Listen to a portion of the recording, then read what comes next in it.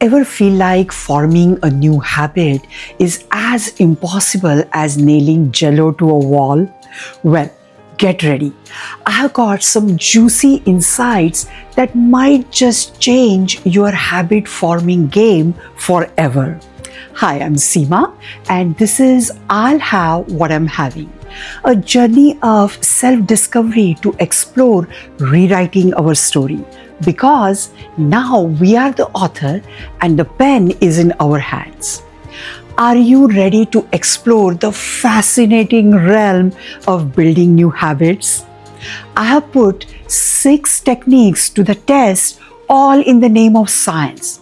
Okay, maybe just in the name of finally getting myself to exercise regularly. By the end of this video, you will know which methods actually work and which ones are about as effective as a screen door on a submarine. Plus, you might just find the secret formula to kickstart your own habit forming journey. Now, let me paint you this picture. There I was, a self-proclaimed creative spirit, convinced that discipline and routine were the enemies of inspiration. I mean, could you imagine Picasso being told to paint between 2 and 4 p.m. every Tuesday? But reality check. I'm not Picasso, and my son was expecting me to do stretches and strength training 3 times a week and then report back to him. Spoiler alert. I wasn't exactly acing this assignment. So, with a great attitude, I decided to embark on a habit-forming adventure. Buckle up, because here is what happened when I tried these 6 techniques. Number 1, the classic reminder approach. I started with setting phone reminders. Seems foolproof, right? Wrong. At first, I diligently jumped up at every ding. But soon my brain started treating these reminders like those car alarms in the neighborhood we all have learned to ignore. By week 2, I was swiping them away faster than you can say wall push-ups. Verdict: A for effort, F for execution. Number 2, the habit stacking method. Here, what you do is you attach the new habit to an existing one.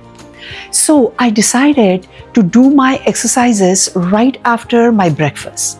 Sounds great in theory, but in practice, let's just say my breakfast mysteriously extended to 1.5 hours some days. Oops.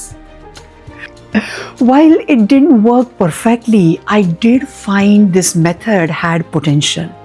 It just needed some tweaking. Number 3, the accountability partner. Enters my son, the original self-appointed accountability partner. Now, don't get me wrong, he is great and very knowledgeable about exercises and health. However, there is something about your kid nagging you that makes you want to do exact opposite. It was like being a teenager again, only this time I was rebelling against sensible health advice instead of curfews. This method quickly turned into a how creative my excuses get competition. Not exactly productive. Number 4, the reward system. I decided to treat myself to a small reward after each workout. At first, it was working great, but then something weird happened.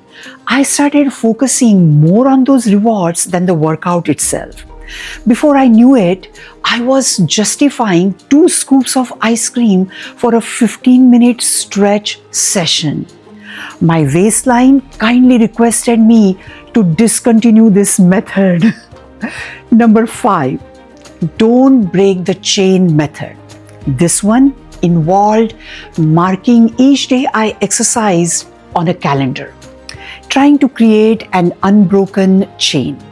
It tapped into my competitive side, and for a while it worked like a charm. But then, inevitably, life happened. I missed a day, and suddenly that broken chain felt like a personal failure. The perfectionist in me wanted to throw in the towel completely. Not ideal. Number 6, the micro habits approach. Finally, I tried breaking my workout into tiny, manageable chunks throughout the day. 5 minutes of stretching here, then a few squats there. Also doing some of the stretches in front of the stand-up desk while reading emails. And you know what? This one stuck. It was flexible enough to fit into my unpredictable creative lifestyle and small enough not to trigger my inner rebel. So, what did I learn from this grand experiment? Well, first off, forming habits is hard. If anyone tells you otherwise, they are probably trying to sell you something. I also learned that it's about finding what works for you. The micro habits approach worked for me because it aligned with my personality and lifestyle. It didn't feel like a chore or a massive change. Instead, it seamlessly integrated into my day. But here is a real kicker. The most effective technique was actually a combination of methods. I kept the micro habits approach but added elements from the others. I stacked these mini workouts onto existing habits, use gentle reminders, not nagging alarms, and mark the workout on my calendar with a star as a reward. The key was flexibility and forgiveness. Some days I would nail all my mini workouts. Other days I would barely squeeze in 2. But instead of beating myself up, I celebrated the small wins. And guess what? Those small wins started adding up.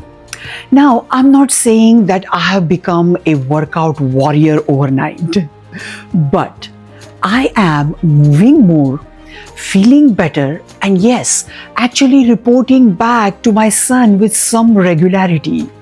So, if you are struggling to form a new habit, remember this. It's not about finding the perfect method. It's about finding the right combination that works for you. So, be willing to experiment, be flexible, and most importantly, be kind to yourself in the process. Catch you on the next one.